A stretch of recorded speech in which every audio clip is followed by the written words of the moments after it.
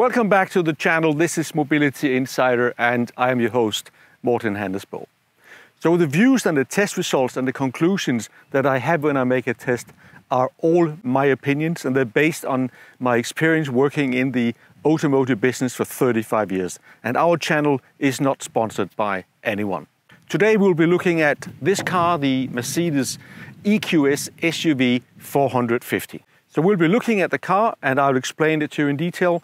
And I will also touch upon the strategy that Mercedes has chosen for their all-electric future, where they'll be 2030 selling only electrical cars. As you would expect from Mercedes, at their top range, you get a lot of technology and equipment, and that is also the case for the 450. But all this does come at a price. This is an expensive car. It's priced at 192,000 Swiss francs. And albeit it's a big car with all the technology, I think it's quite a lot of money for a family car. So what do you get for your money? 192,000. Well, you get a really large car with a lot of space, with a quietness that is probably one of the best in any car you'll find today.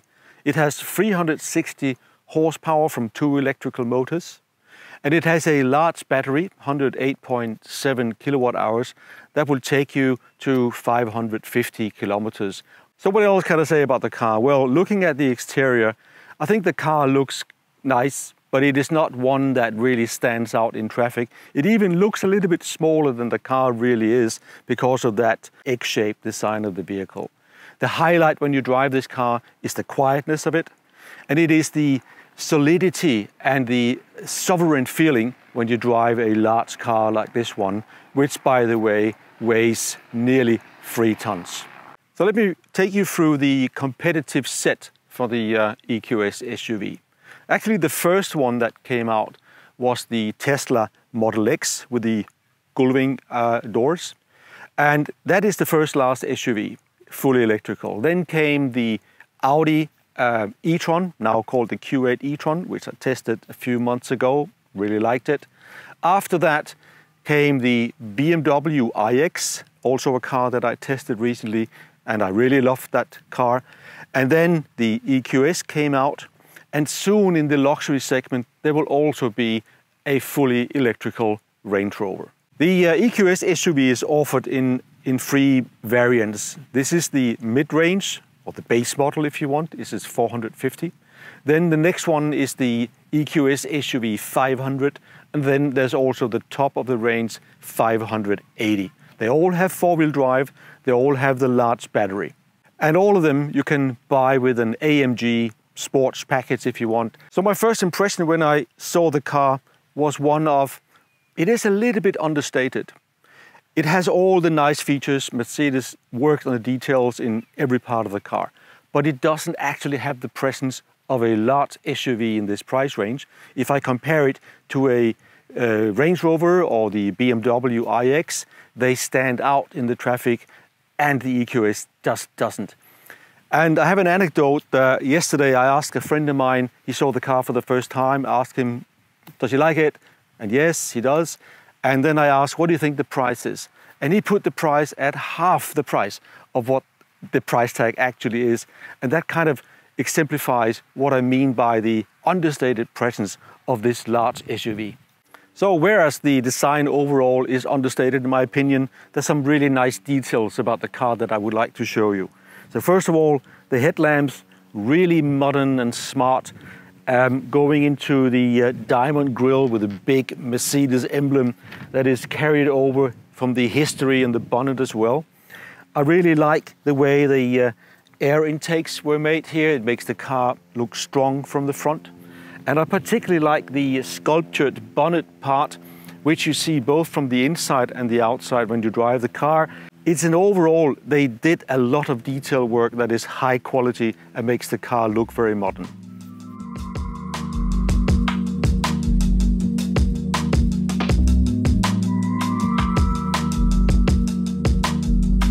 First of all, you are met by this massive screen, 1.40 meters wide, 3 big screens, and it is just fantastic.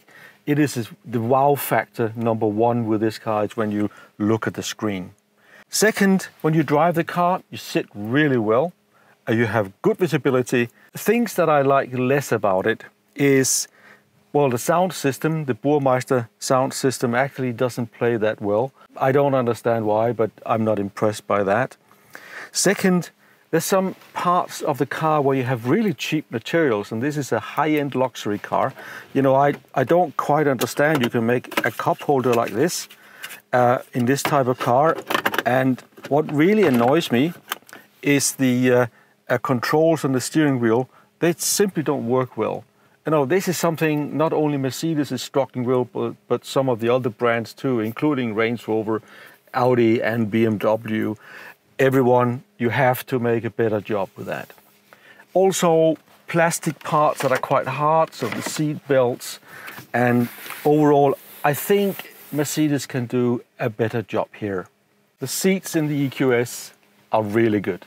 And they have some nice details, apart from, of course, you can have massage, you can have cooling and heating, but they also have like this soft headrest that is a, I think, rather inexpensive feature, and it does give the car that luxury feeling. So these seats are up there with the best I've tested, say the BMW i7 or the Range Rover. They have a similar comfort level as the EQS offers. In the back of the car, you have a lot of space. You can see how much space I have for my knees, a lot of space for your shoulders and head, and you sit really comfortably in the luxury seats of the car. You have two screens for entertainment, and in the armrest you can find a third screen, so you can work on that without anyone being able to see it. Probably a little bit overdoing to have another screen that does the same as the other two, but here it is. So then you have the climate control in the back, and you have charging ports, 2 HDMI and 2 USB-C, all a bit, I think, a bit cheaper than you would expect. Also this, a bit fiddly, but of course it works perfectly, but maybe not the touch of luxury that I would expect from the car. But it's a great place to be and plenty of space. Let's have a look at the trunk of the EQS first. Now, the first thing that you are met with is a tonneau cover that is manual, a little bit fiddly. Of course it works, but it is not luxury, but it's fine. But the space in the back obviously is fantastic. You have a deep wide trunk, not as high as you would expect, but you have plenty of space for your luggage. You can see how deep it is when I take out the back, and the seats you can fold electrically, so you just push the buttons and they will fold, and opens up a massive space for your sports gear or for that long trip.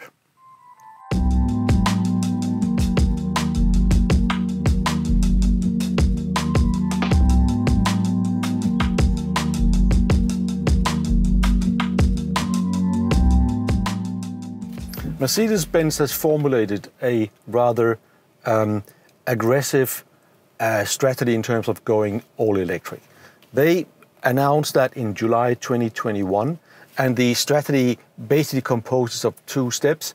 From 2025, they will only develop new powertrains that are fully electric, and by 2030, they plan to go all electric where, quote, market conditions allow, unquote, which means that in some markets they will still be selling cars with internal combustion engines, because otherwise they will lose market share and customers' demand would not be met.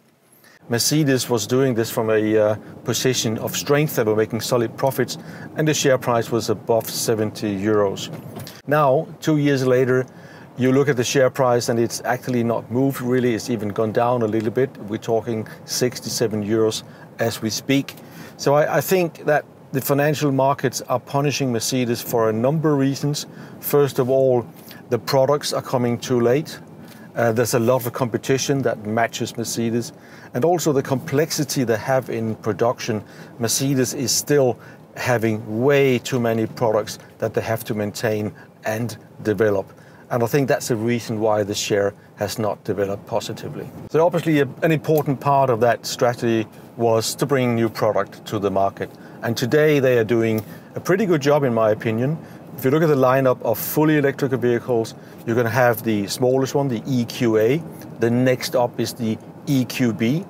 Then you have the EQE, and that comes both as an SUV or as a sedan. And also the EQS comes as a sedan and the SUV we're driving. Then you have two large vans, the EQT and the EQV. So there is plenty of product to choose from, but competition is also fierce. It is a really wonderful car to drive, huge luxury feeling. It has enough power, but it is not overpowered. From the two motors, you have 360 horsepower. The top speed is 210 kilometers per hour. 0 to 100 takes you 6 seconds. The range is about 500 kilometers when I'm driving conservatively. And that comes from a large battery, more than 108 kilowatt hours battery, which is a massive battery. And with the consumption I measured over 600 kilometers of 22.2 kilowatt hours per 100 kilometers, that will give you very close to 500 kilometers in normal usage. The EQS is made for long traveling, and when you travel long distance you need to be able to charge fast. The EQS does that. The charging speed is 200 kilowatt maximum, and it will keep that charging speed for a very long time, well above 50% state of charge. If you charge the car 10 to 80%, you will need just 31 minutes.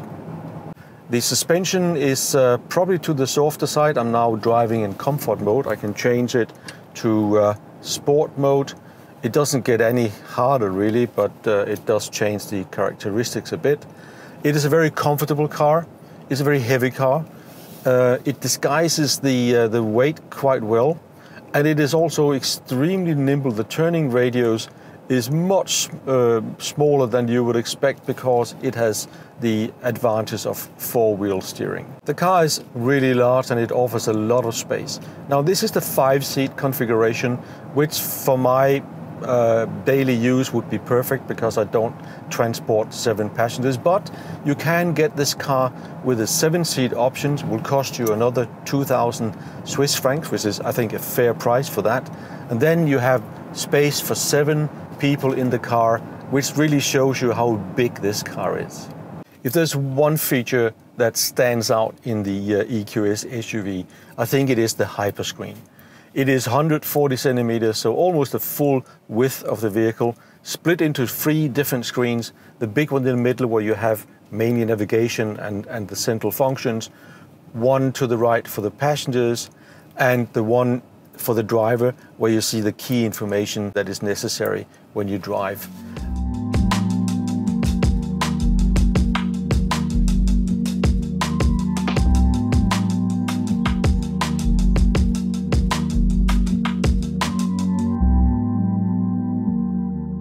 That brings me to the conclusion after having been able to drive this car for about 1,000 kilometers over the last 8 days.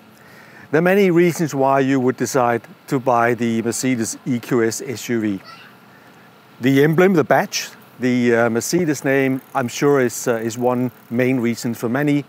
The size of the vehicle, the space that it offers, the quietness when you drive it, and the sovereign feeling when you have the option of driving this car is just fantastic. There are also a couple of things that I say, well, Mercedes, you could have done better here. Some of the plastic parts they have used are not fitting for a car of this class, and certainly not for a car in this price class. Also, the car is maybe a little bit understated for my liking. Maybe some will like it. In that case, this is a car for you, but I think they could have done a little bit more in making the car having a better stance, a better presence. The price of this car is 192,000, although you can get it at the base sticker price of 138,600, but then you don't have the luxury items and the Hyperscreen and some of the fantastic items that I really like about the car. So it is not a car for the masses. The price will just simply prohibit that it will be sold in large numbers. But for those who can afford a family luxury car of this type in this price range, it is a really nice car, so I can recommend you have a look at it. So the verdict after having the car, well, I think it is a great car. I don't think it's quite a 4-star car for me because some of the corners that the Mercedes have cut in terms of the plastic and the cheaper parts they have used, they just don't give me that S-Class level of refinement that you are expecting from a Mercedes. So I would give the EQS SUV 3.5 stars, but still say it is a fantastic car. Thank you for watching Mobility Insider. Like, subscribe and comment my program. Thank you very much and see you soon again.